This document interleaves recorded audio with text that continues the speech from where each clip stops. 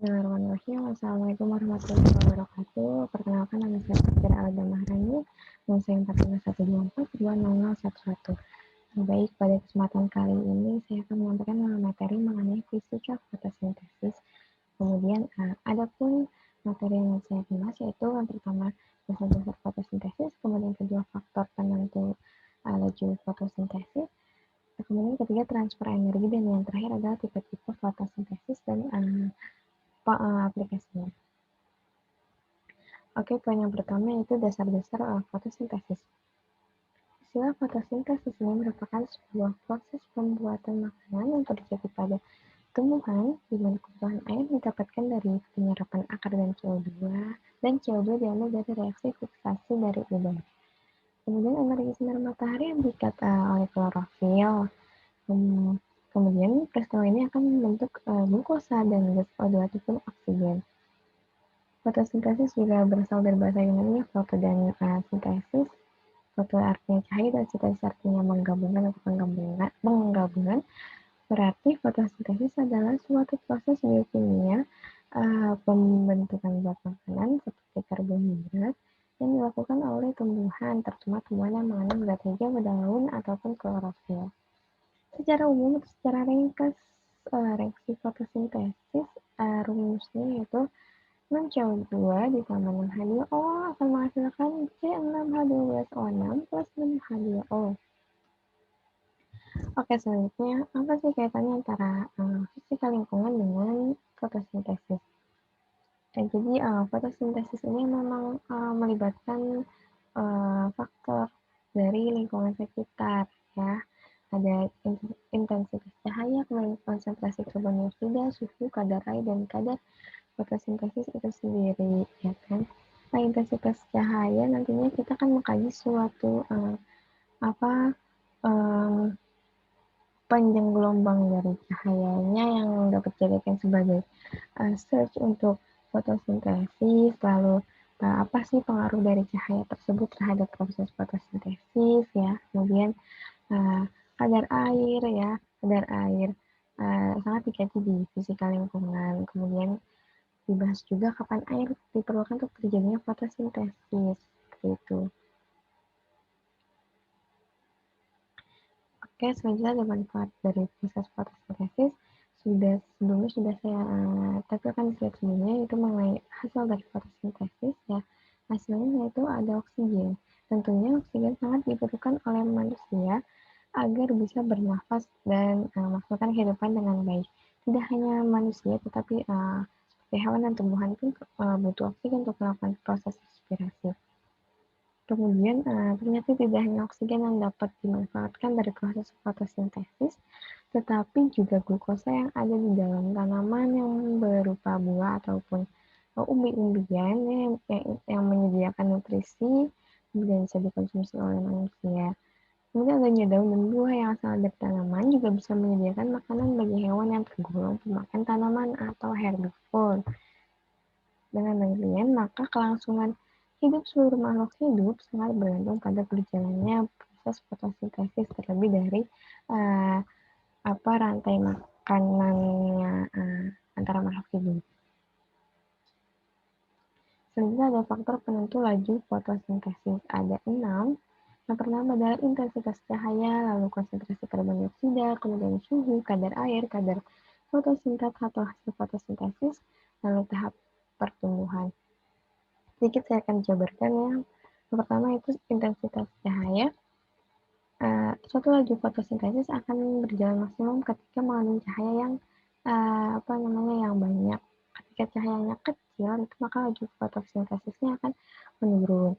Kemudian kedua, konsentrasi CO2. Konsentrasi CO2 ini sudah banyak di atmosfer, ya kan, maka dari itu berbagai tanaman, jenis tumbuhan itu akan bersaing untuk mendapatkan CO2 untuk melangsungkan proses fotosintesisnya, begitu. Kemudian selanjutnya ada suhu. Suhu ini tumbuhan ataupun tanaman mempunyai enzim masing-masing, ya. Dan pada umumnya enzim-enzim tersebut bekerja pada suhu yang optimal, begitu. Apabila suhunya terlalu tinggi, itu akan menyebabkan kekurangan nutrisi pada tumbuhan, begitu. Suhu yang optimal itu biasanya 28 sampai dengan 30 derajat Celcius. Oke, selanjutnya ada kadar air. Kadar air ini juga sangat penting karena kekeringan ataupun kekurangan air dapat menyebabkan stomatanya menutup dan menghambat laju penyerapan karbon dioksida sehingga dapat mempengaruhi laju fotosintesis. Kemudian ada kadar fotosintesa atau fotosintesis yang berupa translokasi karbohidrat. Apabila karbohidratnya berkurang, maka laju fotosintesisnya akan naik, begitu pun sebaliknya. Dan yang terakhir adalah tahap pertumbuhan. Ada sebuah studi penelitian bahwa laju fotosintesis ini jauh lebih tinggi pada tumbuhan yang sedang berkecambah dibandingkan tumbuhan yang sudah dewasa. Karena hal ini dapat terjadi mungkin disebabkan tumbuhan berkecambah ini lebih memerlukan energi yang ekstra gitu untuk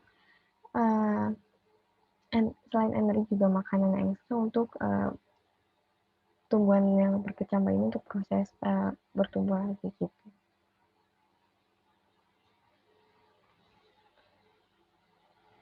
Oke, selanjutnya ada transfer energi. Pada umumnya memang proses fotosintesis ini merupakan dua rangkaian reaksi ya. Ada reaksi gelap dan ada reaksi terang. Itu reaksi terang memang bergantung pada cahaya, makanya disebut dengan reaksi Field. Sementara itu, reaksi gelap tidak bergantung pada cahaya dan disebut dengan siklus Kelvin. Ya, pada reaksi terang meliputi penyerapan cahaya dan transport elektron, lalu pemecahan air atau hidrolisis air dan pembentukan energi tinggi intermediate ATP. Sebenarnya reaksi gelap ini pembentukan energi yang terjadi di reaksi gelap. Terjadinya di stroma. Oke, selanjutnya ada tipe-tipe fotosintesis. Ada 3 tipe. Yang pertama adalah tanaman C3. Tanaman C3 ini merupakan hasil pertama dari fotosintesis ya. Yang molekulnya ini punya 3 atom karbon, yaitu 3 PGA atau fosfoglyceric acid. Kemudian pada tanaman C3 juga memfiksasi CO2 terjadi melalui siklus Calvin. Contoh tanamannya yaitu gandum, kentang, kedelai, dan lain-lain. Kemudian tipe yang kedua itu adalah tanaman C4. Tanaman C4 ini hasil dari fotosintesis yang molekulnya 4 atom, yaitu atom karbon. Ya, namanya malat. Kemudian contohnya dari tanaman C4 ini adalah jagung, tebu, dan sorghum. Dan terakhir adalah tanaman jenis CAM atau Crassulaceae acid metabolism. Seperti halnya dengan tanaman C4, pada tanaman CAM ini molekul pertama dari fotosintesis adalah malat. Dan tanaman CAM mempunyai keistimewaan yaitu dapat dorongan pada keadaan ekstrim tanpa merusak sel dan akan tumbuh kembali pada keadaan normal. Jadi dorongannya adalah berubah gitu, bisa berubah. Contoh tanaman dari CAM yaitu kaktus dan stone fruit. Oke, next ada aplikasi dari tipe-tipe fotosintesis, yaitu ada suatu masalah yang sudah mendunia ya akibat tercemarnya suatu lingkungan atau alam, yaitu pemanasan global. Nah, kita bisa mengatasi pemanasan global ini dengan tanaman C3, C4, dan CM. Caranya gimana? Caranya itu dengan menanam masing-masing jenis tanaman pada suhu optimalnya. Nah, suhu optimal tanaman C3 itu ada di suhu rendah. Lalu tanaman C4 pada suhu yang tinggi dan tanaman CM pada daerah bersuhu ekstrim. Oke, mungkin cukup sekian dapat saya sampaikan, yang dapat saya paparkan. Saya mohon maaf apabila masih terdapat kekurangan dalam penyampaian kata, kekurangan dalam penyampaian materi, kemudian kesalahan dalam penyampaian materi, ya, kekurangan dari isi materi. Saya mohon maaf apabila masih terdapat banyak kekurangan. Saya juga mohon maaf apabila dalam penyampaian masih terlalu belibet ya, semoga dapat dipahami dengan baik dan terima kasih atas perhatiannya dan terima kasih sudah menonton video saya. Semoga dapat bermanfaat. Sekian, terima kasih. Wassalamualaikum warahmatullahi wabarakatuh.